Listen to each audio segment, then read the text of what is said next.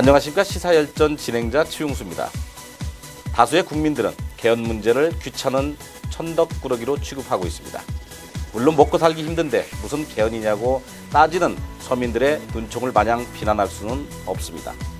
그런데 지금 여의도 정가에서 또 개헌을 둘러싼 치열한 싸움이 벌어지고 있습니다. 헌정사상 최초로 탄핵으로 대통령이 파면되면서 새로운 헌정 질서를 만들어야 한다는 욕구도 강합니다. 과연 이번 개헌 논쟁이 찻잔 속에 태풍으로 끝날 것인지 아니면 대선 전국의 핵심 변수로 떠오를 것인지 예측하기 힘든 상황입니다. 바로 뜨거운 감자인 개헌 문제에 대해 염호봉 국민의당 정책위 부위원장님과 함께 토론해 보도록 하겠습니다. 네, 반갑습니다. 네, 안녕하세요. 네, 대선이 며칠 남지가 않았습니다. 네, 하지만 그 언론에서도 주로 다루는 그 후보들에 관한 그 매스컴이 연이어 나오고 있습니다. 하지만 그 전에 탄핵 정국 이전에 그 개헌에 대해서 많은 논의가 오갔었고 제 3당과 같이 3당이라고 해야 하나요? 예, 3당이죠. 그게 오갔었는데 현재 대선 전국에 맞서 가지고 우리 개헌은 탄핵과 대선 전국에서 열쇠라고 염호봉 박사님께서 주제를 가지고 나오셨습니다. 근데 대선과 탄핵과 무슨 관계가 있는지 그 개헌이라는 게 설명 좀 부탁드리도록 하겠습니다. 예. 개헌과 대선 전국이 어떤 관련성이 있느냐. 예, 굉장히 어려우면서도 좀 복잡한 문제인데요. 무거운 주제를 좀 가볍게 좀 시작해 볼까요? 국민들은 개헌에 대해서 관심이 없다는 여론이거든요. 예. 그리고 개헌에 관심이 없으니까 무슨 뜻인지도 잘 몰라요. 예. 각종 언론에서 요즘 5월 9일 조기 대선 때문에 아주 뜨거운 열기를 보여주고 있으니까 뜨거운 열기는 후보들만 나오는데. 그런가요? 네, 그럼요. 대선 후보들만. 예, 그들만 뜨거운 건가요? 이게 국민들도 이제 뜨거운 관심을 가져야 될 텐데요. 우스갯말을 한번 하면서 시작을 해볼까요? 요즘 서해안에 조기를 잡는 어부 어느 한 분이 이런 말씀을 하셨어요. 자기 아내한테 요즘 조기가 너무 안 잡힌다. 네. 웬일이지? 요즘 조기 다 어디 간 거야? 그랬더니 아내가 하는 대답이 요즘 조기 대선 때문에 다 여의도로 갔대요. 그렇습니다. 예. 모두 다 여의도로 가버린 이 조기들 때문에 지금 많은 대선 후보들 지금 열심히 뛰고 있고요. 그 열기가 언론에서 지금 느껴지고 있는데 우리 일상생활에서는 과연 이 대선이 그만큼 중요한 것인지 그리고 개헌 얘기하는데요. 네. 혹시 우리나라 헌법 보신 적 있죠? 네. 우리 교님도 예. 학교 어떻게 다닐 때나 보면 국민들과에 대한 약속 아니겠습니까? 계약서라고 표현을 해도 괜찮은지 모르겠네요. 예. 근데 우리가 일상생활에서 일반 법률도 그렇지만 헌법이라는 거 참 구경하기 힘들죠. 네. 학교 다닐 때 시험 문제 좀 나오면은 좀 들춰보거나 했었지. 예. 살면서 어떤 분들이 헌법과 특별히 관련해가지고 이렇게 들춰보고 그러겠어요. 또 멀리 사는 거죠. 헌법을 잊어버리고 살고 그런데. 근데 헌법은 참 중요하고 가치 있는 것이라고 이렇게 얘기는 하거든요. 네. 혹시 헌법을 돈으로 따지면 얼마 정도 될 거라고 생각하세요? 한번 우리 시청자 여러분 한번, 대충 얼마 정도? 너무 어렵습니까? 값어치로 따질 수 없겠죠. 돈으로. 네, 어떤 사람이 130조 원이다 이렇게 얘기하는데요. 그건 어떤 근거로 130조라는 근거를 말씀하신 거죠? 네, 헌법 조항이 총 130조로 구성되어 있다 아닙니다. 그래서 130조라는데 한 개 조당 1조 원이라고 합니다. 예, 제가 이 말씀을 이렇게 조크를 드리는 이유는요. 헌법을 너무 어렵고 무겁고 그렇게 추상적이고 그렇기 때문에 저 멀리 나와 무관한 거고 내가 하루 일해서 먹고 사는 이 문제하고 내 승진, 내 매출, 일자리, 내 공부 이거와 전혀 무관한 문제다. 그건 저 여의도나 청와대에 있는 그 정치인들의 문제지 나하고 어떻게 바꾸든 문제 없다. 이렇게 생각하는 게 우리 많은 국민들, 보통 사람들의 통념이거든요. 그런데 이제 그 법과 내규, 시행령, 규칙, 조례, 지방의 그런 게 없으면 그 근거가 없다면은 모든 사업이나 인허가가 불가능하겠죠. 그렇죠. 근데 상당히 중요한 역할을 하는데 일반 국민들께서는 와닿지 않기 그러면 때문에 왜 그런지 한번 생각을 해볼까요? 아니 사업하시는 분들이나 인허가에 그 관계 드신 분들께서는 헌법이나 법이 상당히 중요하다. 그 필요성을 느끼겠죠. 하지만 일반 뭐 가정주부나 일반 직장인들 같은 경우 잘 모르겠죠. 예, 우리는 필요성을? 이 헌법이 이렇게 천덕꾸러기로 이렇게 내몰린 그 이유는요, 사실 우리 사회의 역사적인 문제이기도 합니다. 우리 학교에서 뭐 헌법 제대로 가르칩니까? 원래는 초등학교 1학년 때부터 국어를 가르칠 때 헌법도 가르쳐야 되는 거예요. 네. 예? 우리 이번에 그 촛불 광장에서 헌법 제1조 네. 얼마나 강조했습니까? 대한민국은 민주공화국이다. 네. 모든 주권은 국민으로부터 나온다. 예? 새삼 느끼는 것이거든요. 네. 그걸 초등학교 때부터 우리 말을 배울 때 같이 가르쳐야 되는 겁니다. 근데 뭐 가르칩니까? 고등학교 때 이제 뭐 수능 시험 한다 그래가지고 사회 과목에서 조금 시험 공부 때문에 달달 조항 몇 개 외우고 그렇게 끝나는 것이죠. 그리고 이 헌법을 어떤 추상적인 법률 정도로 이렇게 내모는데 그렇지 않습니다. 우리 이걸 일종의 근로계약서라고 생각해야 돼요.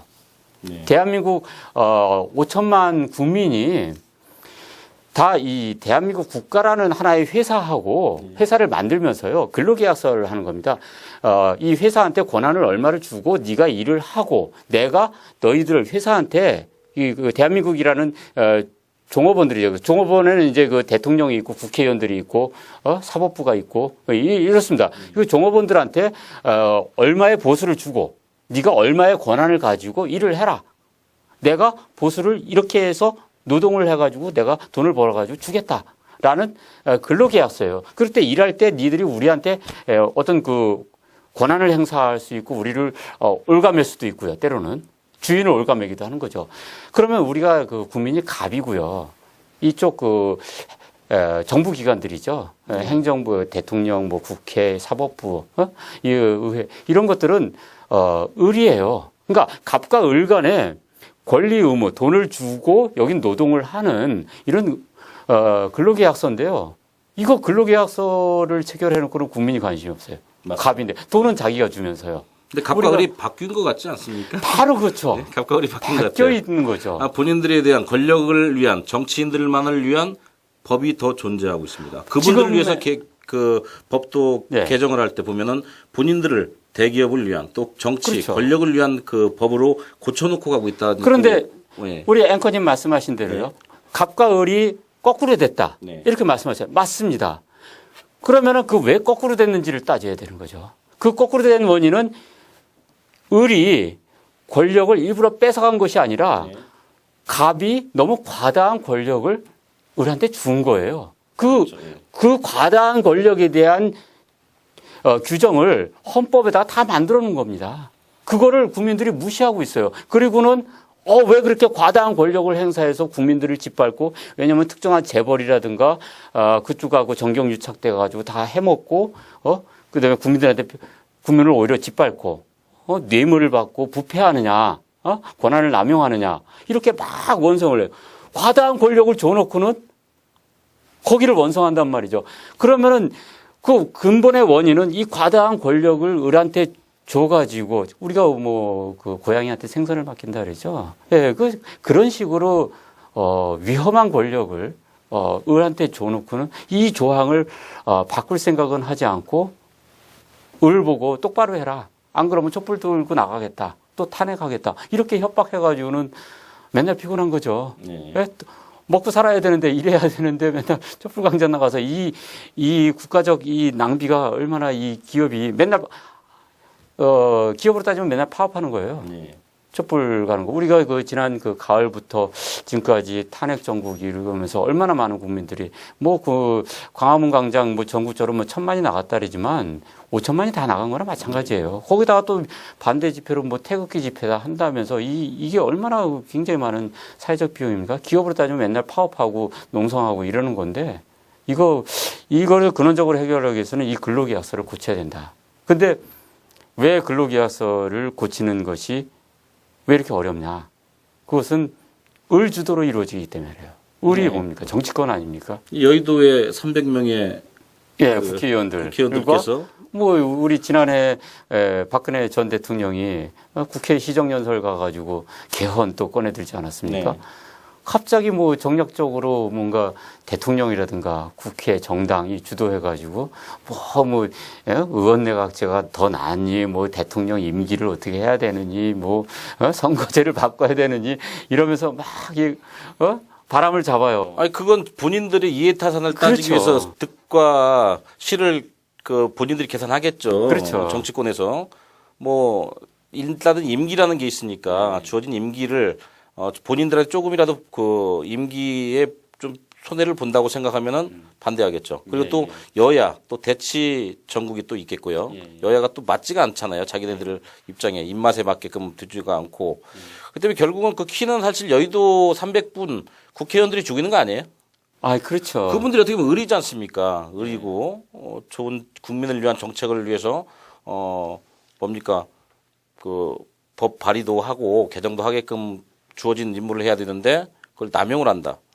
그렇게 이제. 그런데 그분들은 어떻게 잘못된 부분에 대해서 국민들이 촛불을 들고 할 수 있는 방법이 없나요? 그 지역에서 다 선출하시는 분들이잖아요. 사실상 그거는 지금의 정치 체제에서는 사실상 어렵고요. 네.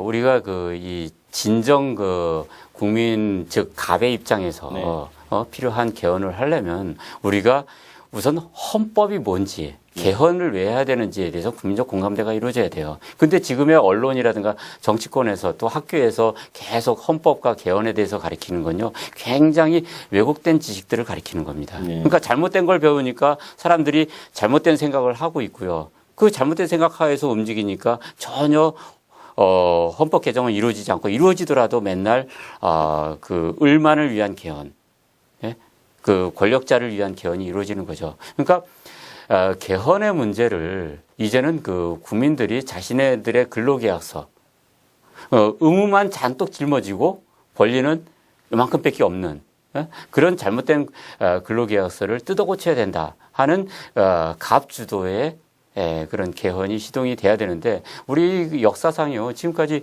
우리 헌법이 처음 제정된 게 1948년이죠. 이후에 9차례 개헌이 이루어졌는데 마지막이 1987년도 직선제. 직선제 개헌이죠. 총 9차례 개헌이 있었다 그래요. 네, 그렇죠. 근데 지금 정치권과 학교, 언론에서 잘못 가리키는 것이 하나 있습니다. 뭐죠? 대표적인 게 뭐냐면 우리나라 헌법 너무 자주 고쳤다 이래요.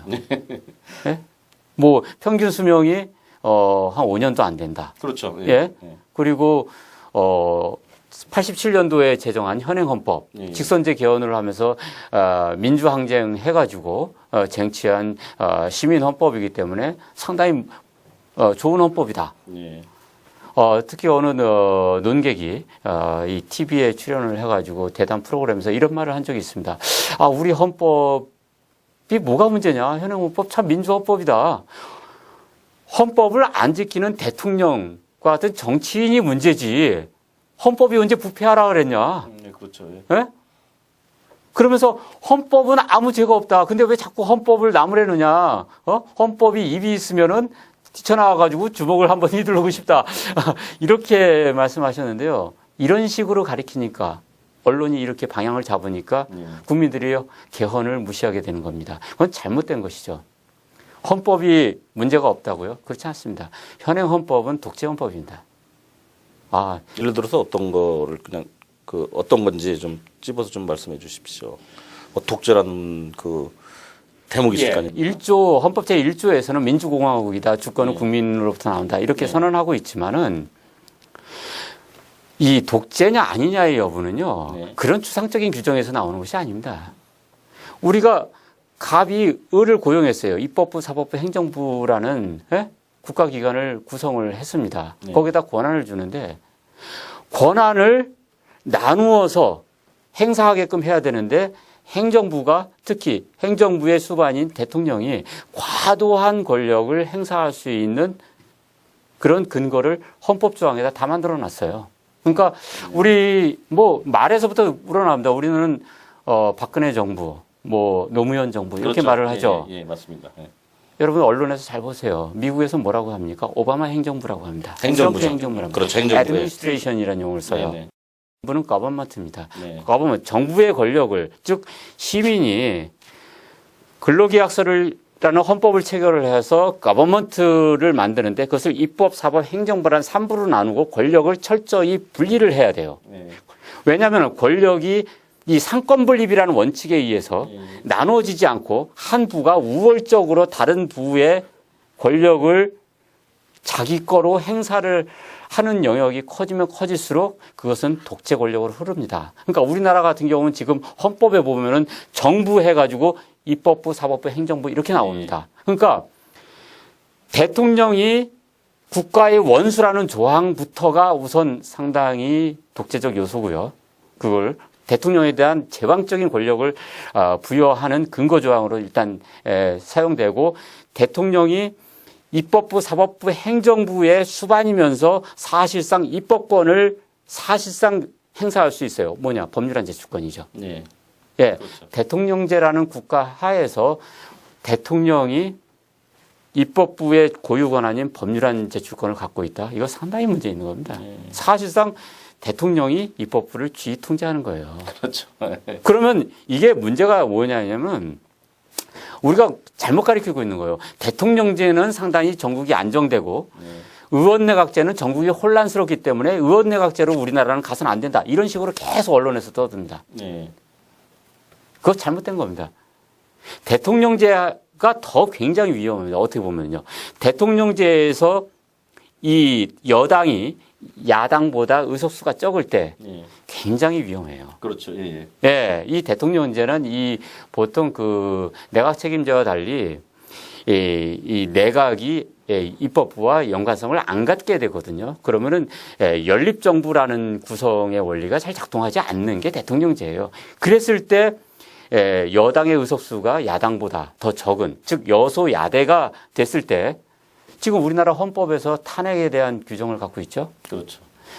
상당히 우리나라 헌법에서는 탄핵이 쉬워요. 대통령 탄핵이. 이럴 경우에 여소야대 정국에서 그러니까요. 그러니까 여소야대 정국에서 탄핵 정국이 쉽습니다. 그런데 우리나라 헌법에 굉장히 이게 모순점이 대통령의 권한을 강하게 넣기 때문에요. 상당히 강합니다. 그 강하게 놓기 때문에 대통령이 임기 초기에만 조금 인기가 있었지 중반으로 흐르면은 그 강대한 권력을 행사하면서 부패가 심해집니다. 우리가 절대적인 권력은 절대적으로 부패한다고 그래요. 그 때문에 다 친인척이라든가 뭐 이렇게 측근 비리에서 부패가 어느 정권에서든지 다 나타나요. 중후반부로 들어서면. 그러면 이제 중간에 총선 있죠. 그러면서 야대가 됩니다. 그렇죠. 총선에서 바뀌죠. 심판에 의해서. 네. 그러면은 이제 탄핵 정국으로 들어가는 겁니다.